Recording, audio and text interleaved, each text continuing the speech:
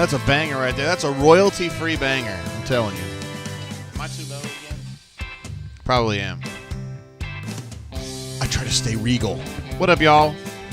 Another late night doing the Auburn basketball thing. This time, a dub over the hated, well, we love the name Commodore, but these particular Commodores we do not like. Coached by General Stackhouse, came into Auburn Arena and had a pretty damn good plan, if you want to know my opinion. Got up, was it 11-0? Something like that. And, yeah, it kind of took Auburn by surprise, huh? Kind of took Auburn by surprise a little bit there initially. And some of the defensive the paradigm, I guess would be the word I would use, from Auburn. Didn't understand it completely. They were switching some screens and not other screens. I was confused. Crocky Poo was confused. I think some of the players were confused. Eventually, that got all sorted out, with the lone exception of Scottie Pippen Jr., who was an absolute animal all night long. Word, guys, it's great to have you here on the stream. I am Jay Tate, as you see right there. I am publisher / Commodore at auburnsports.com. You know that because everybody in the chat is somebody that I know. I feel like I'm Norm from Cheers. Everyone knows your name, and everyone knows my name. I don't even have to tell you that. Chip says he likes that icy blue tie in tribute to Icy Wynn, who had a very mature game. That's the way I described it on the game wrap. Didn't have one of his great statistical games. I think he had, 10 points, 12 points, something like that. But 7 or 8 assists, 2 turnovers. He was really good without his shot tonight. And that's something that maybe 2 months ago we would not have seen or thought. Yes, indeed. We got a super chat coming through from Brad E, too. Let's go ahead and bounce over to our main basketball page, where I have not put up the box score yet because I'm a dummy. There you go. Jay, get the box score in. Okay, I can do that. Guys, seriously, can you guys not do anything around here? You've had all day. Dude, drop the Sega Genesis and let's get on with it. Super chat's already coming through from some of the legends. Pocket Watch jumps in. Look at this guy. Weagle. He loves the Auburn Tigers. Canoe Man jumps in as well. He also loves the Auburn Tigers, says War Damn Eagle. He's fired up about this one because he has a particular hatred for Vanderbilt. I don't know why. I think Stackhouse may have said something to Canoe Man several years ago, and it really pissed him off. AU Law 20 says Ref Pat. Everybody loves Ref Pat. Pat Adams is my idol, said no one ever. We'll give a laugh on that one for sure. Yeah, Pat Adams, his crew can be a little touchy-feely, if you know what I mean. I don't mean that in an inappropriate way. I just mean in a way that games last a long time. Stu Pup in the house as well, keeping the streak alive. Says Jabari was a bad man tonight. He was indeed. Jabari was just absolutely unstoppable for a period there. Finished with 31 points on, 10 of 16 shooting, I think. 7 of 10 from long range. And as I said in my game wrap, it's on the front of auburnsports.com right now. If you're going to be 6'10" and you can shoot 40%, and then you have shooting 40% for the season from 3, and then he goes 7 of 10. It's just not fair, man. You just don't have any way to mess with that. Yeah, that's maddening if you're if you're a coach for the other team. If you're an Auburn fan or you're an Auburn coach, you're pretty fucking fired up about that, eh? A.U. Horn with an E on the end says Stu Pup is a bad man himself. We would all agree with that. Yeah. Brad E. jumps in with a super chat as well, coming in hot from Madison. Gas money for the auburnsports.com team to cover barn baseball in Madison. I've got something I want to tell you, Easterwood, about a purchase I made today. We're going to talk about that here in a minute. My man Jacob is in the house as well. What's up, my man? I don't want to say your screen name, but yeah. What up, bro? I haven't seen you lately on the place where we hang out and stuff. Crocky Poo in the house as well. What's up, man? Allie D, who is now like international legend. My dude JGT's still up. That's actually an inside joke about how I'm old. Wine is ready for some late night brain drain. Allie D, of course, former AuburnSports.com intern and junior staffer who is now internationally known. And she is known to rock the microphone and also the Outlive Foundation. It was so meaningful to see Allie D on the front page of the Auburn Opelika News for her efforts. Unbelievable. What an absolute winner. What an absolute legend. Love the Cats. Hornatius says Easterwood is a faux 69er. Yeah, I'm not going to dispute that. I feel like it's puffery, though. And everybody's fired up that Allie's here. I don't blame them. Cleveland Brown in the house as well. Cleveland Brown is a very positive person, and I love that about him.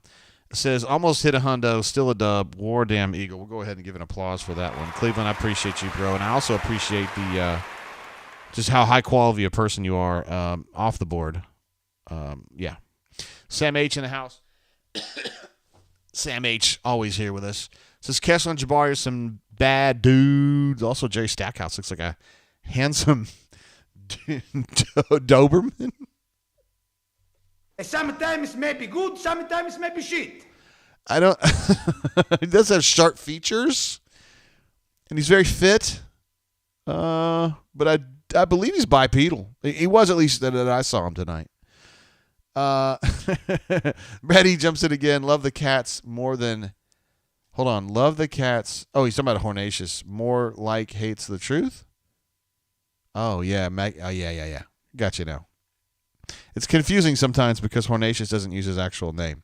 But it's actually would be weird for him to change it now because we're so deep into this basketball season. And he does hate the Cats, so he could do that. Canoe Man says, I love inside jokes, would love to be part of one someday. I'm telling you, that you're already there, bro. You're already there. Let's see. Jabari says, really want you to hear your thoughts on Jabari's game tonight. Felt like a long time coming. Yes. So, as is customary on the bunker, we had some folks who were kind of getting a little itchy and a little scratchy during the first 6 or 7 minutes when Vanderbilt was up big and Auburn was kind of playing like ass. And they were like, you've got to give Jabari the ball. And I'm really against this concept of give Jabari the ball because Jabari's got to earn it within the system that they're running. And I thought he was a little passive. I think passivity is his biggest problem. At about the middle of the first half, I think they must have I wasn't watching from the bench, but they must have said something to him like, you need to sack up and we need you right now. And you need to get more involved. And I thought he played with a lot more intensity to get open. You can't just give him the ball. He's got to get in position where you give him the ball and he can do something with it. And if you give it to him in the right spot, he's damn sure going to do something with it. They did that tonight. I thought so. It was a confluence of things. He got more assertive, put himself in position to be great, then they fed him, and then he was great. They tried some of that 1-3-1 business, and he was just absolutely assailing them doing that. In that 1-3-1, you've got that point defender plus the two wingers, and he was just kind of sliding that pocket between the wing defender and the top defender and just hitting threes, and Vanderbilt was like, we stop that shit. No more. Let's go back to man and let Kessler and KD kill us. Cody says Kessler had a big game too. You were absolutely right about that. And I mentioned this in the game wrap. It's like it's the quietest 22-7-7 you'll ever see in your life, right? I think it's part of the thing with Walker. He's so good every single night. He changes the game just like on a regular night for him. That like he's 3 rebounds and 3 blocks short of another triple-double, and it's like, good game, Walker. Boy, Jabari sure was good. Both of those guys were insane talents. And this time it was Jabari who just got real assertive and showed you what he can do. Had a little mid-range action, had some three-point action. He's damn good. And you saw tonight why. Caddy Wumpus in the house. Caddy Wumpus, what an absolute legend. I heart Brain Drain, and we heart you, Caddy Wumpus. Thank you for supporting us and what we do here. Hornatius jumps in again. Horns with ease are the worst? Oh, yeah, because we had a horny earlier, didn't we? By the way, huge ups to another of the Horn group, Hornomania, who had a great post earlier for WMO, who was going in for he's having some medical issues, and it just so happened that Hornatius' brother, it works very closely in that medical field that WMO had an issue with, and so they like kind of connected on the bunker, and it was a very thorough explanation that he gave. So anyway, that was good stuff. Back to what Easterwood was saying as far as the channel, gas money, etc. I got me a bourbon unicorn today. I don't know if it was true unicorn, but it's pretty damn good. Wild Turkey Masters Keep, the one. This is this one came out like late 2021. It sounds like old days. You open this bad boy up. We're doing an unboxing here, live on the show.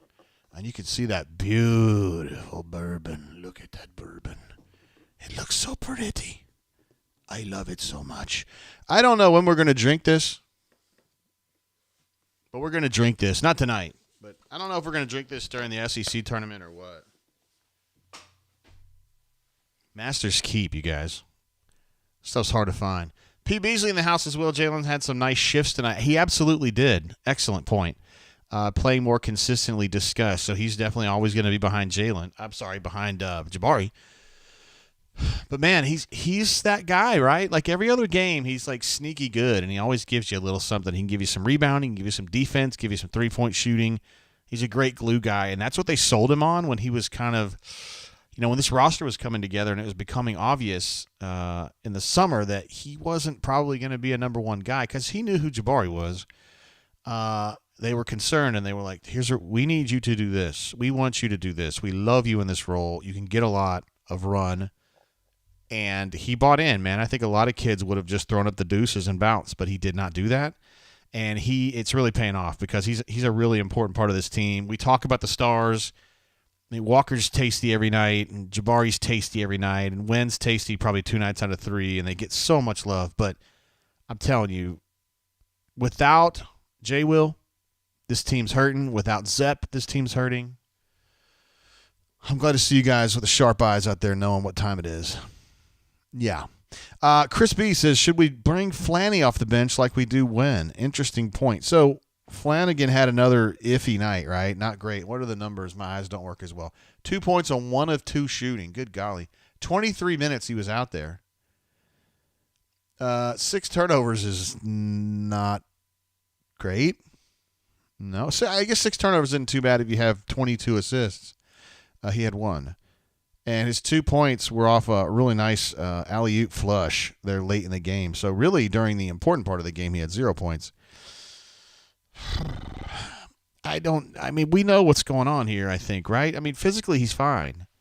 Mentally, he's having a hard time kind of getting in the rhythm that they have and trying to kind of figure out when to push, when to burn, and when to conserve, And I think his timing's just messed up. And I just think that he's processing too much. I mentioned this in the game wrap. Like, I don't think he's trying to do too much.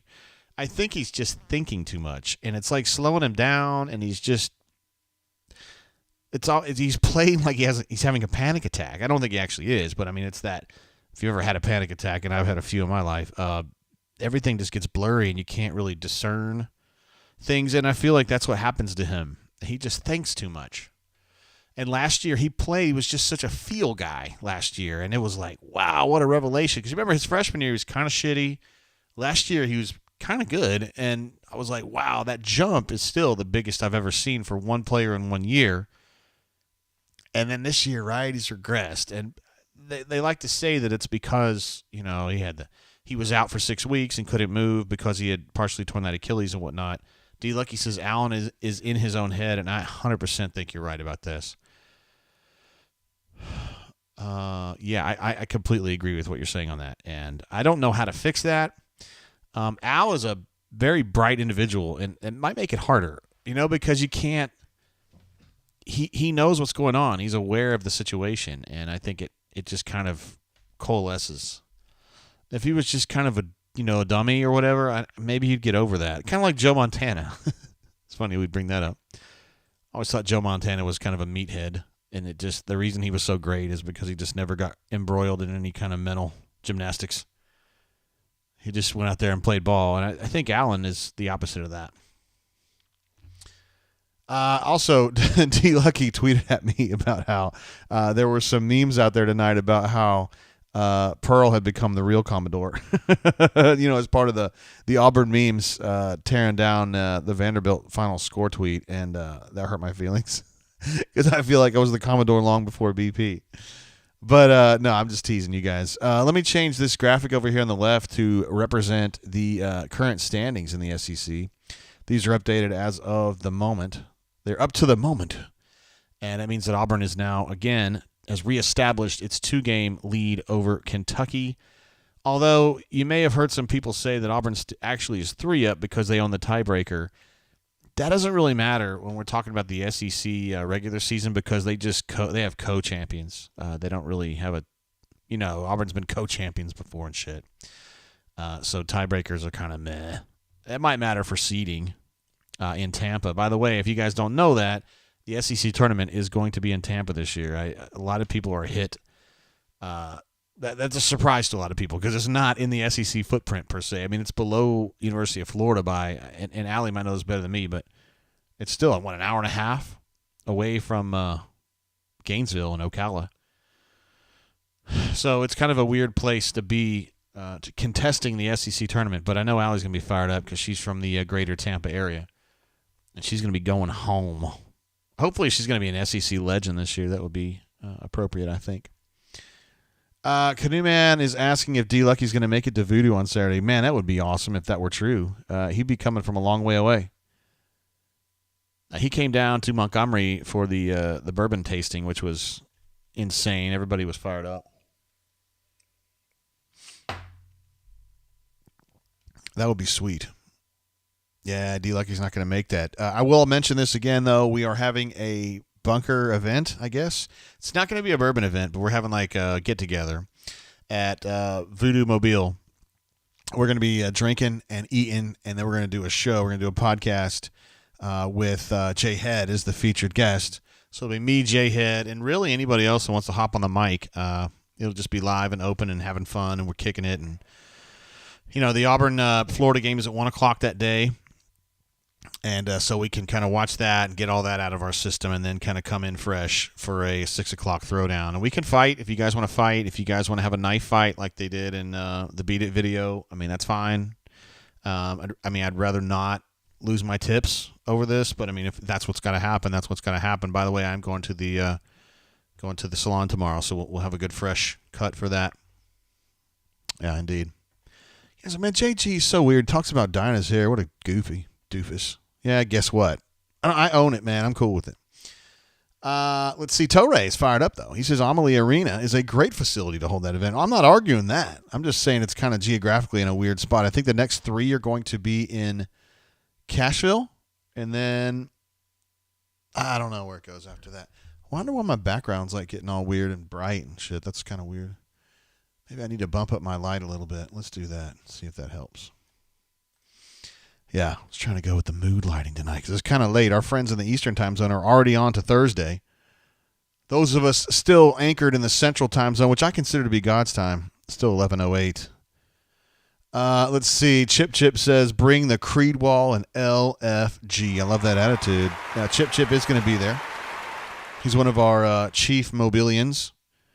And we are also hoping to get Matt AU05 to come over from the other side of the water, which apparently is a really big deal. I didn't really think about that. If you live in Spanish Fort, Foley, wherever, Fairhope, it is kind of a bitch to get over to where South Alabama is. To me, like I'm an idiot. I live in Montgomery. Hey, it's Mobile, but really it's not. And hopefully we can get some folks to come on over. Let's see. Sabzi Bandar says, FYI. Well, that's interesting. Let me know how that works out for you. What else we got here? Auburn Alumni says, big Auburn alumni base in Tampa/Orlando. Maybe that means that Gus will come over. Do you think he would? That would be awesome. I'm not going to make fun of his voice anymore, though, because Luke AU got mad on the bunker and said, please stop. He's been gone a year. So I can't even do Gus anymore. I wish I could do Harsin, but I don't even talk to him enough physically to even know what he sounds like. That's no joke. By the way, I know we're talking about basketball, and we will continue to do that. However, on the football tip, I did drop some nuggets on the bunker today about 3 guys to know in the offensive coordinator search. I strongly believe it's going to be one of these 3. I had Justin Fuente, the former head coach at Virginia Tech and Memphis, who's currently looking for a job. He was ousted at Virginia Tech, a guy who was a very successful offensive coordinator at TCU back in the Andy Dalton days. So he knows a lot about college recruiting and developing college quarterbacks. Major Applewhite is someone else to know. He is currently the offensive coordinator at South Alabama, but he's also worked at Alabama a couple times. He's been the head coach at Houston. And most importantly, perhaps, he has shared a hot tub with Brian Harsin. I'm kidding. I don't know if he has or not, but he did coach with Harsin at Texas and worked under him with the Longhorns for 2 years. I believe it was 11 and 12. So you know how coaches are. If a guy worked with him for a week, it's like they're brothers now. So we'll see what happens there. Chris D says, O-Town alums, stand up. Hey, man, I love Orlando. That's one of my favorite towns. No shit, Orange Blossom Trail, I always find some business up along that road, usually in the northern part of it, but you know how it goes. Come on down to Orlando. We'll go to Stagger Inn and have a damn good time before the tourney.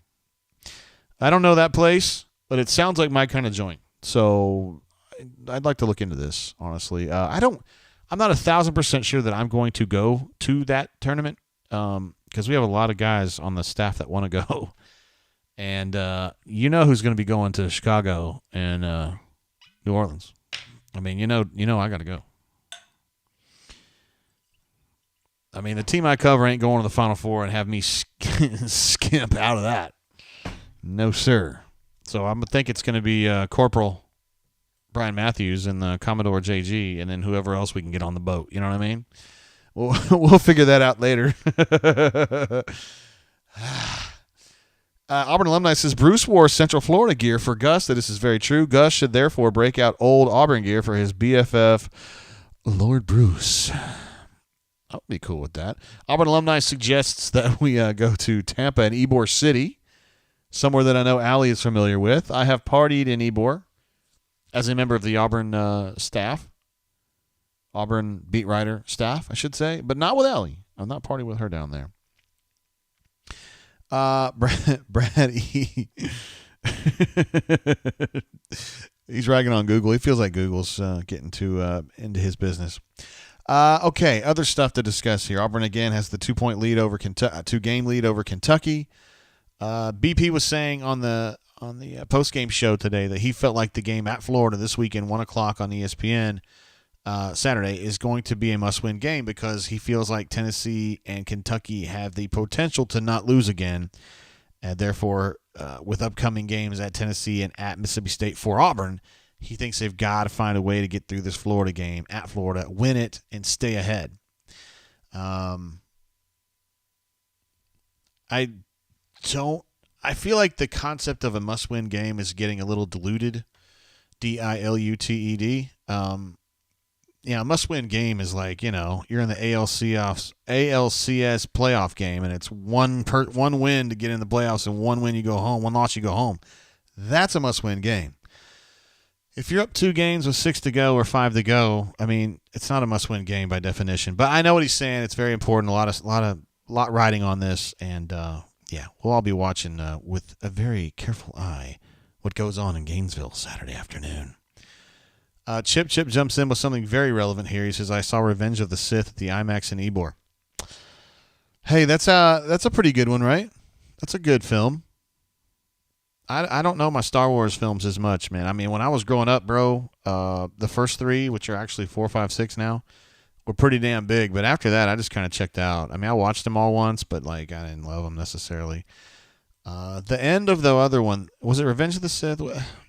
Whatever the one where Luke was at the end was on the white stuff with the red underneath. It was kind of like velvet cake they were fighting on. That was a pretty good finish to that one. I watched that one the other day. That was pretty good. Auburn alumni says Bruce owns Barnes, but UT guards are really damn good. Yeah, they really are. Tennessee is a real problem. They're in that, what I would call that top tasty group of Auburn, Kentucky, Tennessee, and Arkansas that I think are the really the class of the SEC this year. And that's 4 teams that are going to do some damage in the tournament. Assuming that Sir Tai comes back, there's been some chatter that his injury may be a little more serious than they're letting on. Now on the phone, we've got Keeping Him Eligible. What up, bro? What's going on, JG? How are you doing tonight? It's a little late, but I'm just glad to be here. Awesome. Well, you may or may not know, I'm a grad student at Vanderbilt right now, and I thought I'd give you a report, boots on the ground, what it's like in Nashville after this devastating loss to the Commodores. Boots on the ground, huh? Yeah, how's it going? Campus was buzzing today for a game that they totally knew was happening. So big sports sports team here. Sports ball, yeah. Sport ball here at Vanderbilt. I got a question for you. When was the last time you saw 49 fouls and nobody foul out? Shit, that's a great point, man. Rare, right? Once you hit 45 fouls, I feel like that's a hell of a lot. You know, I've seen games with 50s, Oh my but God, ref show. 49 is a lot. It's a lot of fouls. Pat bro. Adams, man. Man, happens. Do you think the basketball teams listening to the Brain Drain and your other podcasts and noticing that the 3-point percentage was lower the past 6 games because we shot 50% on the night? I know for a fact I know of 2 players who have listened to our show. I will not name names. And I think they were aware because BP told them. He's been telling them to shoot better. So yeah, they know. I love that quote. Go ahead. My bad. Go ahead. I love the quote from the press conference. It was just like, I just want them to make more. That would be great. Thanks, BP.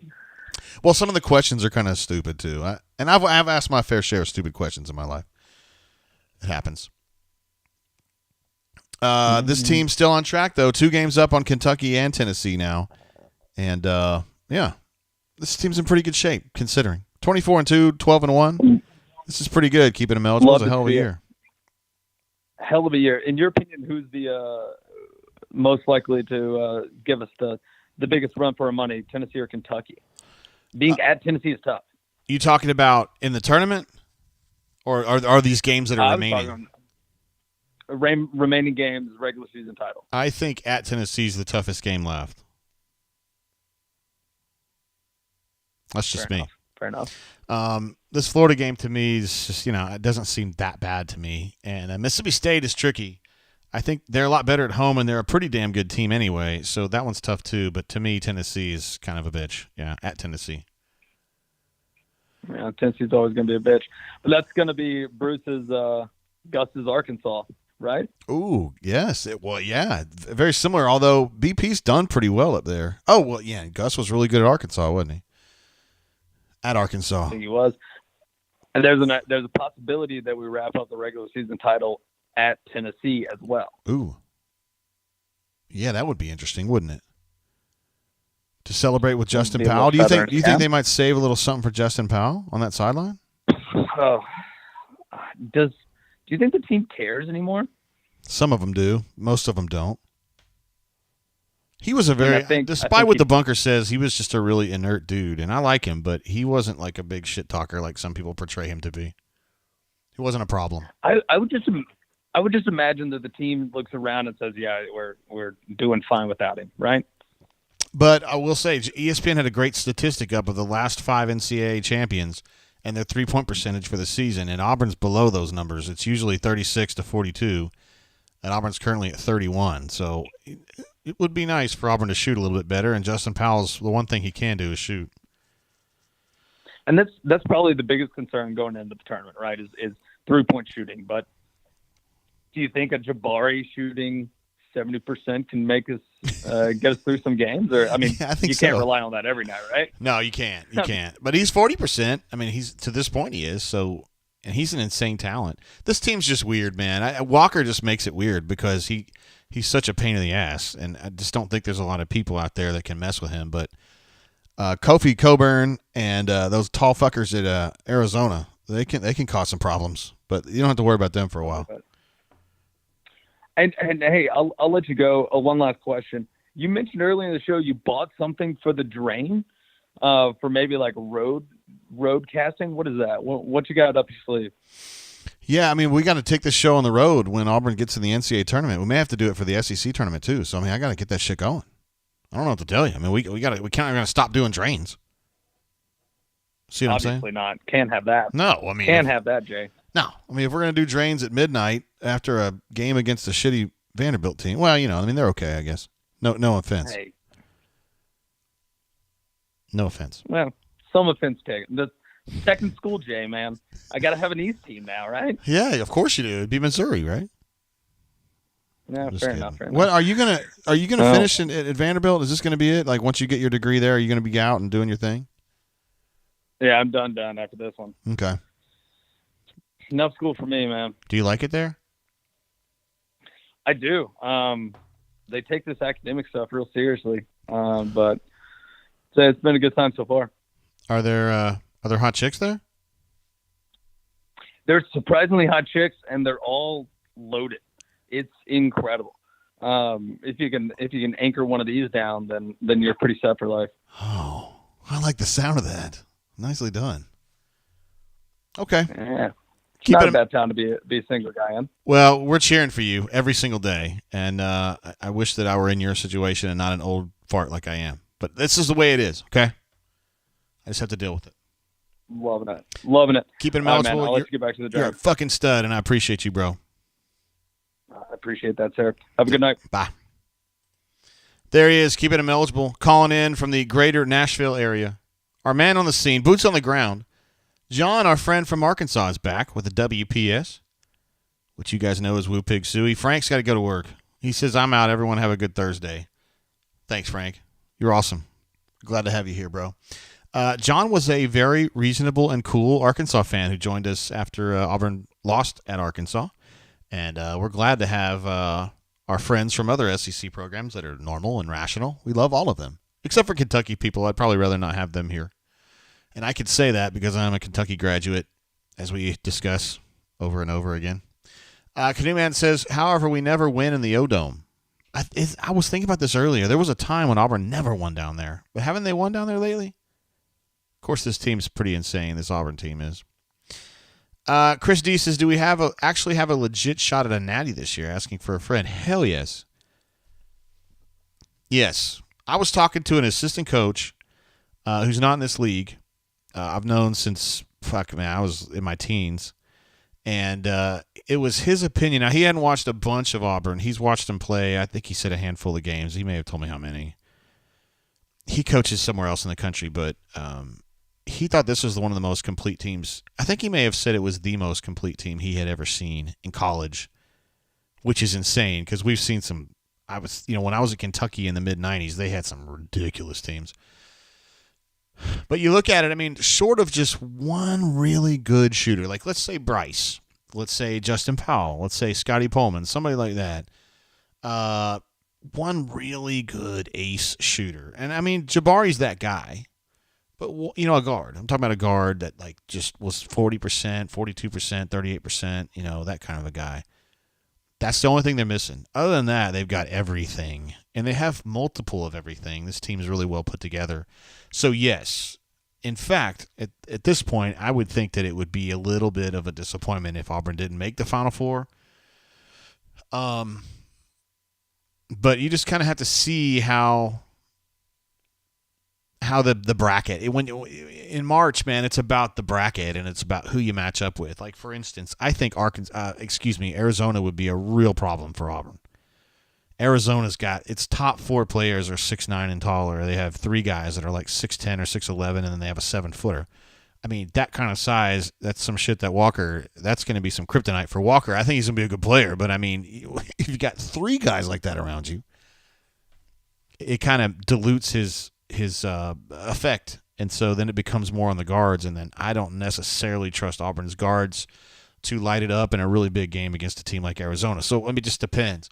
If you end up in a region rather where Auburn's number 1 and the number 2 is somebody like I got to look at Ken Palm to see who would be a reasonable number 2 second seed. So you're looking at teams like the Kansas Jayhawks, Houston Cougars, maybe Villanova gets in there. Baylor might end up being that team. Baylor won tonight. The Purdue Boilermakers lost tonight. Or it was Illinois. I take it back. It was Illinois that lost tonight. Another team I watch a lot. Very interesting team to watch play. They've got their own little Wendell Green. His name is Andre Curbelo. He can't shoot, but he's like this little pain in the ass dude that just zips around all the time and just pisses people off. It's fun to watch. Yeah, so if Auburn were to draw a team like Arizona, that would be bad. But Arizona may end up being a 1, in which case you don't have to worry about them for a long time. I'm just looking through some of these other teams. Like this Texas Tech team is weird. I don't get a good feeling about them. Like they're just kind of a bother.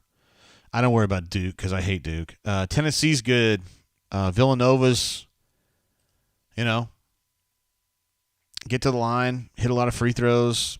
They just grind you out like that. I don't know. It's all matchups, man. It's all ball bearings. We got a super chat from Brad E. jumping in again. My man from Madison. This guy's an absolute legend. He's going to be the mayor of Madison someday soon. He says Voodoo, JGT broke the news that Voodoo is coming to Madison or that other city. Oh, break the news. My intel is that it's coming to Madison specifically, but we'll have to get there. I need to get that. I'll be in a better position this weekend, Brad E., to kind of get a little bit more intel on that end. Indeed. Okay, so Canoeman says February 10, 1996 is last time won in Florida? Are you serious? Has it been that long for real? I didn't realize that. That's a little bit of a misnomer. Not that you're incorrect. If you say that's what it is, I trust you completely, but it's because Billy Donovan was doing so great and Auburn was sucking ass so long right there, and then they lost the game. When Auburn was really good, they lost at Florida because that was the game Chris Porter actually got pulled out, extricated from the team, and he never played again. That was the game. It was right before the Florida game. They put Abe Smith out there to play power forward in Chris Porter's stead. God bless Abe Smith. What a cool dude. He played hard and had a decent game, as I recall, but he ain't Chris Porter. You know what I mean? Yeah, you guys know what I mean. Of course you do. Torre says Baylor lost tonight. I did not know that. I thought Baylor won. No, Baylor took it on the chin against the hated Texas Tech Red Raiders, 83-73. I'm telling you, that Texas Tech team is weird. They're just kind of defensively a real pain in the ass, man. And they've got a coach who's like really weirding me out because he's like 63 years old and he's never been a head coach before. And it's just weird to me. Like, this guy must be into like witchcraft or something. I don't understand it. You know what I mean? Like, everybody else is like Pearl. Like, you know, Pearl kind of came up at Southern Indiana, and then he moved up and went to Milwaukee, and then he went to Tennessee, and he kind of worked his way up. And this dude, just fucking 62 years old or whatever, just pops on the scene, and all of a sudden his Texas Tech team is pretty good. I mean, when Chris Beard left Texas Tech, we were all like, well, they're going to suck again. And they're better than Texas. It's weird. Pocket Watch says, sat by Abe's dad, actually. Abe, again, best friends with Scotty Pullman. And Pocket Watch says he was there for the Where's Porter game at the O-Dome. I've told this story before. I'm going to tell it very quickly, but my wife was the first person on earth to know something was up with Chris Porter because we were at practice the day before at the O-Dome. And I was just, doing whatever I was doing. I don't even think we had cell phones back then. If I did, it was like basically a pager. And she was like, yo, somebody came on the court to take Chris Porter off. Here, look. I was like, oh, shit. And we never saw him again. Let's see. Keeping him eligible says Zep Jasper hasn't recorded a turnover in SEC play since January 11th. That's pretty remarkable considering how often he plays, right? That's actually really amazing. Let's see. Let's get to the bottom of this stat a little bit. Let's see. He has not had a turnover. Well, hold on, bro. Oh, in SEC play. I got you. Tricky. The last turnover I see on this page is Alabama on January 11th. And in that span, he has had 3, 6, 7, 8 assists. He's just not turnover prone in general. He's a very, very good protector of the basketball. Yeah. I'm trying to see if his turnover rates were low. Let's see at Charleston. Yeah, they got really low. His last year at Charleston, he was one of the national leaders in turnover rate, low turnover rate. And he's actually a little bit more turnover prone now, which is weird to think about. And he's still really good, He's really good, man. And what surprises me is that his three-point shot to me is beautiful. I feel like he's got it. He just doesn't have that assertive approach to offense the same way that Chris Moore is. Chris Moore is, like in practice, when there's no pressure or anything, he's insane. I'm telling you guys. He's like what you want Cambridge to be. He's that way. But like in a game, he just doesn't. I don't know, man. It just doesn't translate to games. I remember the other day, it was a couple weeks now, when they were doing like a scrimmage, and Chris is the best player on the court. I mean, dunking and stealing and shooting threes, and just I just sit with my friend Joe, and we're just like, what the hell, man? Is that Chris Moore? Like, what? I don't understand. Let's see. Canoe Man says, no joke. I used to butt dial Abe for years, the first number of my phone book, because, well, the first letter is an A and the second letter is B. Finally, I had to put an A as an entry in my phone to stop it. Poor Abe. He gets a bunch of butt dials. Let's see. Chip says, saw the new Mobile Voodoo number 2. That is right. They are getting a new one done. Rising from the ashes of an old Wendy's at Dauphin and I-65. That is true. Going to have a second location of the Voodoo in Mobile. It's going to be awesome. Sia Bruce the Third, great name, says, love Jabari's post-game answer to Dari Nokwa. Re him shaking his head after the 3-point. I was just shaking my head, feeling sorry for them because there was nothing they could do at the time. What a nice young man, huh? Had a chance to meet Dari, and this is back when Andy was his co-host or whatever, his compatriot. This is probably, 3 years ago? Yeah, the 2019 tournament. Dari's good. He's funny as shit, man. He's really funny. Andy's funnier, but Dari's really funny, too. I like those guys. Yeah. Okay, so what else we got? We want to do a Ken Pom review. By the way, Synergy redid all of their stats. I mean, they actually went. It's actually better, but it's harder for me to present it to you in a way that's fun to look at. But I'll give it a shot tonight. Let's go ahead and take a look at the latest Ken Pom numbers. Let me get a. Get off here, bro. I don't want to see that ass. I don't want to see it. Go away. Thank you. I was talking about this really meddlesome, bothersome graphical glitch that was on my screen. Just go away and let me show this to the peoples. All right, move over to this page. And we were talking about Trey Alexander the other day, playing at Creighton. That could have been your shooter, although 25%, I'm not really worried about it. 18% in conference play.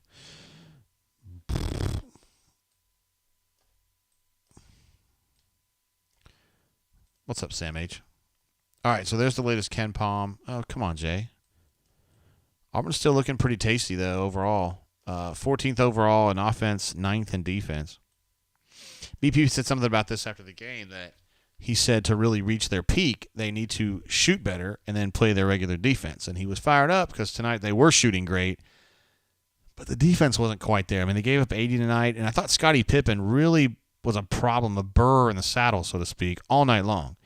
And what was weird is that he was able to get to the cup, but he wasn't really looking to finish, was he? He was just going down there to kind of fuck with the defense, and then he was passing out or otherwise causing problems. Really, in the second half, he was kind of penetrating, going under the basket, and then shooting back.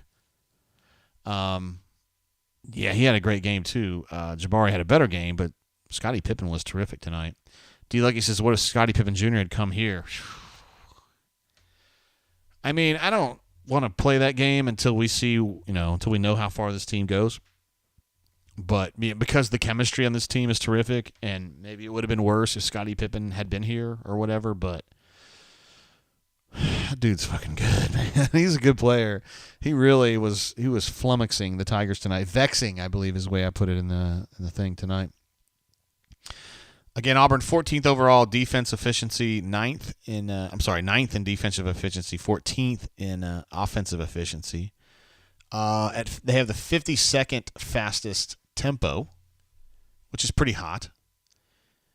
And they take a lot of risks on the defensive end, which is why their possession length on defense is relatively short. You're starting to see a little bit of those red blocks show up on the offensive side of miscellaneous components, where the three-point shooting has been kind of dipping lately. I was pretty good tonight, but in a general sense, it's been trending downward the last 7 or 8 games. Block percentage on the offensive end is a little bit higher than it should be. And they give up a few too many turnovers. They've been a little turnover prone. Not tonight, but they have been in other games. I remember there was somebody that started a thread on the bunker saying they've been too loose at the ball at halftime. They had 4 fucking turnovers, and 2 of them were unforced. Two out of 35 possessions. Please. Come on, guys. I mean, this isn't the Golden State Warriors. They're not going to play Golden State. They're not going to have to play the Lakers. They're not going to have to play the Heat. They're going to have to play college teams. So let's just chill out. Brian says, Old Forester Barrel Strength. Is that what you're drinking? Because that's pretty damn good. Is that the blue label? Or the blue-gray label? Sounds muy delicioso. Let me see if I can get the synergy up here real quick. Again, they did a big revamp, and it really changed some of the way that I show some of the stats. There's a way to kind of do it the old way, but you have to you've got to know what you're putting together. The Auburn Tigers, indeed. Oh, okay. I'm on the old page, so it shows up real nicely. They now provide the ability to see each player and each play type in each game, which is really, really kick-ass. All right, so this will look exactly the same for those of you who watch the show a lot and you know what synergy stats look like. This will look very familiar to you. This is their current profile on Synergy Sports. So this basically gives you a footprint of how they operate on the offensive end. Their transition scores, you can see up here, overall offense transition ranks 72% very good, which means it's based on the PPP, points per possession. Auburn gets out in transition, scores 20% of their shots more or less are in transition, 80% are in the half court. And they rate very good on both types. Although those numbers have dropped just a little bit, haven't they, in the last month? Some of you guys are a little more eagle-eyed than I am on that stuff. Still insanely good on out of bounds. Look at that, out of bounds on the end, 94%. That means there's probably only 2 teams that are better than them in the whole country. And they actually operate better against zone, which doesn't surprise me because, like tonight, when Vanderbilt went to the zone, they had an answer. I feel like the recognition on that zone switch was really, really good. Credit to Zepp and Wen Green on that. And that means Jabari gets to the free throw line, and they don't have anybody to get to him, and then he does shit from there. They recognize that really fast tonight. Jabari is an absolute menace. He is a zone killer. Both as a guy at the free throw line, as the guy that I mentioned earlier, who sneaks in behind that point and that wing defender on his own and just starts hitting from 3, and he was burning their ass tonight with that. You can see this is really the alarming thing about Auburn when you jump down to the bottom there where it says play types. And you see spot up is 40%, the rank is 40% average. That's a number that in 2019 Auburn was considered elite. I mean, that number was like 90. It was in the 90s. And now Auburn's in the 40s. And it's because Auburn their spot-up shooting is not as good as it should be. And we kind of broke this down a little bit on the bunker earlier in the week, that their spot-up shooting is actually decent in transition, not very good in the half court. And that's kind of weird. Like, when you think about spot-up shooting in transition, they're talking about dunks when they talk about transition here. I'm talking about drive in on transition, kick it out to Jabari, hits a 3. Kick it out to KD, hits a 3. That's the kind of stuff I'm talking about. They're really good at that. The general in-system three-point shooting, spot-up shooting, I should say, not very good. And that's somewhere they need to be better. I don't really know how else to put that. They've got to be better with the spot-up shooting. And I think that's going to be a limiting factor. This is a weird team. It's a team that's very defensive-oriented, which is weird for a BP team. BP, I always think of him as an offensive guy. A team that pushes really hard in transition and really gets after your ass in transition, and this team's not quite that good. So it's just a weird team, and I'm not ready to just look at this offensive footprint and say, I see problems. Because they have an eraser. They have several erasers. Allie says, wait, JG, are you going to come to Tampa for the SECT? We're going to send the whole crew down there. I don't know if I'm going to go. I probably will go, but I can't guarantee that. We sure would love to hang out, though, Allie. We know that is your home turf. I think you have the key to the city, don't you? I think you do, yeah. D-Lucky says Jabari killed that 1-3-1, 3 from the weak spot on the wing. They got out of that quick. They sure did. It was 2 transition opportunities back-to-back. He hits the 3 from that weak spot you were talking about. That was it, buddy. Stack was like, no, going back.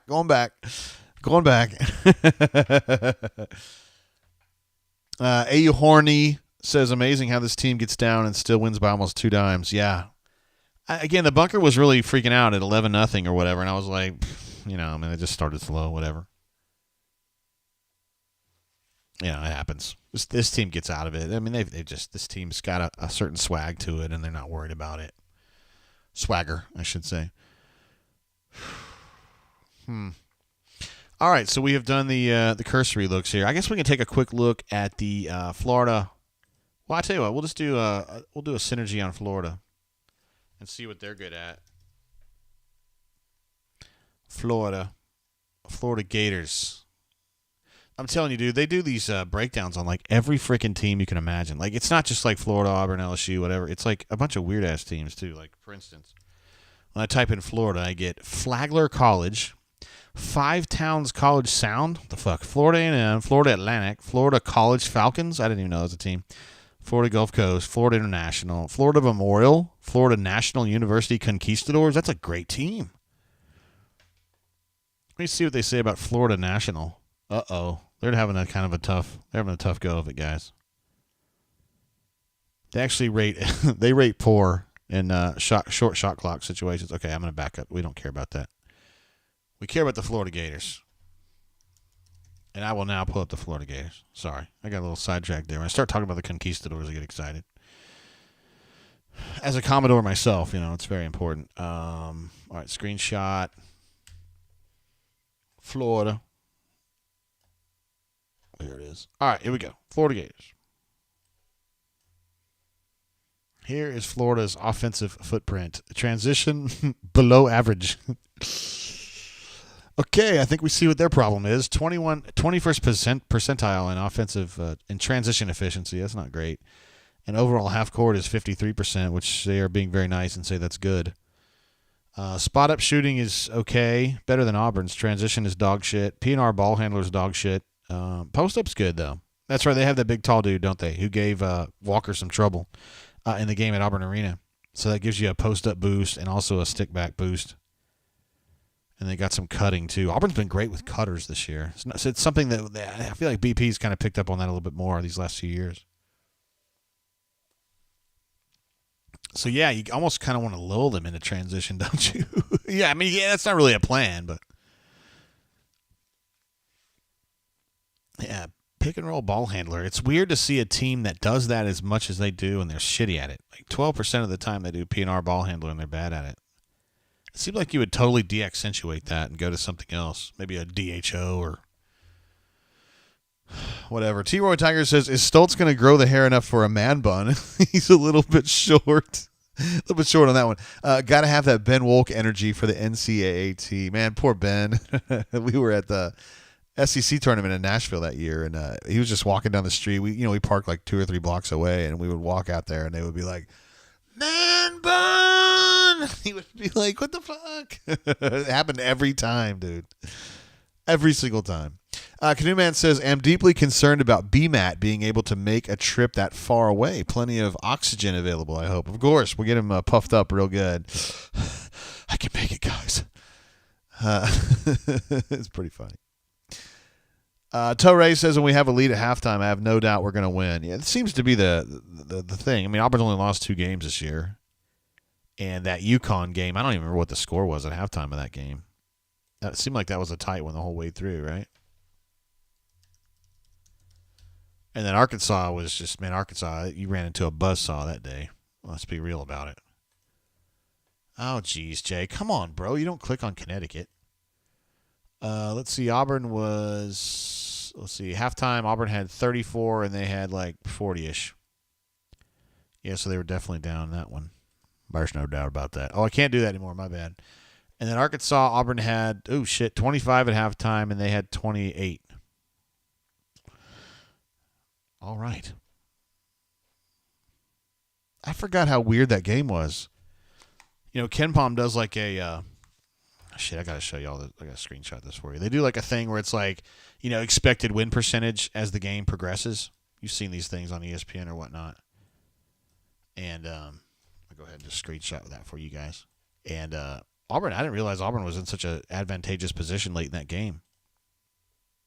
Here's what I'm talking about, the graphic. Yeah, you can see Auburn looks like they're way in a really good situation to win with about 5 minutes to go or 8 minutes to go, and then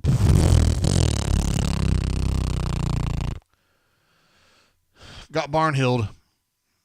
You know what I mean? They used to call it Barnhill. There's a rumor going around. I don't know if Chip wants to jump in on this, but Chip may have some swag for the show on Saturday. Again, we're going to be in Mobile, Voodoo Mobile.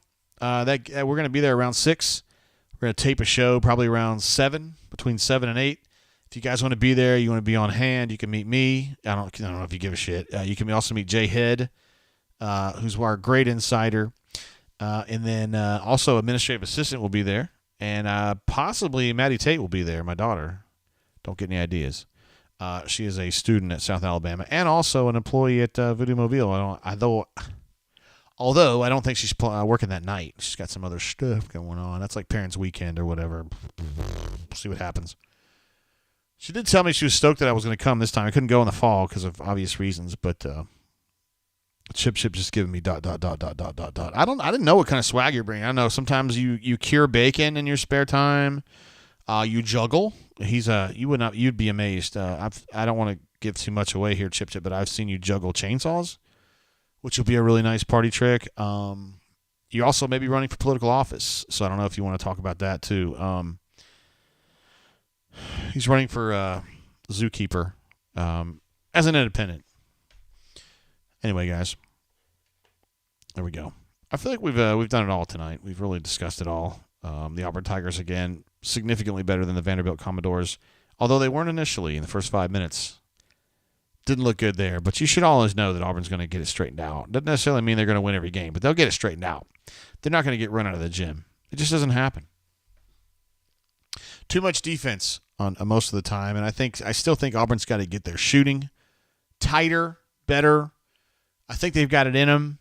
I think it's just a matter at this point of just getting more confidence and trying to do a better job of discerning maybe a good shot from a bad shot, because let's be real, Auburn's three-point shooting percentage is probably weighed down by Devin Cambridge making some bad choices, right? Chip says his aspiration is to be the leader of a third world country when I grow up. Listen, man, I saw something on Reddit. Did you guys see this too? That Burkina Faso is purchasable. If you want to, we can maybe go in, maybe me and you and maybe one other person might be able to see if we could buy a controlling interest in Burkina Faso. I'm open to the idea. And obviously we would hire Tapsoba to be our emissary. For real, guys, I'm getting a little bit weird because it's 11:45 for me and I'm an old man and I get a little bit tired, but it's all good. I have been drinking this Redemption weeded bourbon tonight. It's muy delicioso. Not available in Alabama for whatever reason, but you might find this if you're in Georgia, Tennessee, Florida. It's delicious. Low proof, very easy to drink, not hard to find. All good. All right, I think we'll wrap it up there for reals. I appreciate you jumping on with us this late night. Keeping him eligible, of course, was our lone caller tonight. I did not expect a lot of phone action because it is a weekday. And it's another freaking late tip. The Auburn Tigers have 2 more midweek games, and they're both late. 7:30 next week, and then 8 o'clock the week after that, which is like, fuck. But whatever. We'll just do what we can do. All right, guys. We'll check you guys later. We'll be back. Oh, wait, hold on. So we got the Mobile event on Saturday in Mobile. I will not be doing a show after that game, okay? I will not, because I'm going to be in Mobile, and I'm doing that. I'm going to focus on the show and that. So we'll do a game wrap and no show. If you want to come hang out with the comm, you need to come down to the Voodoo Mobile location because I will be there and I'll be hanging and we'll be drinking. So there you go. So that means our next show will be, JG, please put the schedule up. Thank you. Will be for the Ole Miss game next on the 23rd. What was that? I think that's Wednesday. 19, 20. Yeah, it's Wednesday. Wednesday, 7:30. So a week from today, when the Auburn Tigers play host to the hated Fighting Kermits. And we'll see how that goes. So until then, seriously, you guys keep it all together. I appreciate y'all being here. And let's make great decisions. And hopefully I'll see you guys down at Voodoo Mobile starting at 6 o'clock on Saturday. All right? That's where we are. Until then, keep your feet on the ground. Keep reaching for the stars. Love you guys. Be real. Peace.